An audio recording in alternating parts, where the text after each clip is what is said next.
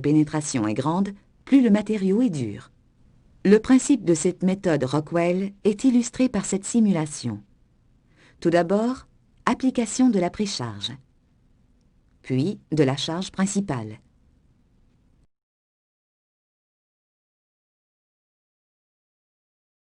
Retrait de la charge et mesure de la profondeur de l'empreinte, traduite en dureté.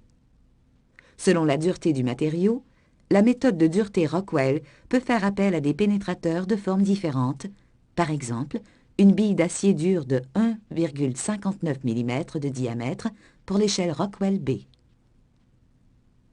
Dans la méthode de dureté Brinell, c'est une bille d'acier dur ou de carbure de 10 mm de diamètre qui est utilisée comme pénétrateur sous une charge de 500 ou de 3000 kg force.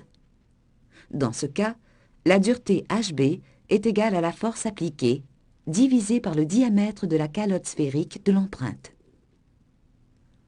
La méthode de dureté Vickers est similaire à celle de la dureté Brinell, si ce n'est que le pénétrateur est un diamant de forme pyramidale dont les faces opposées font un angle de 136 degrés.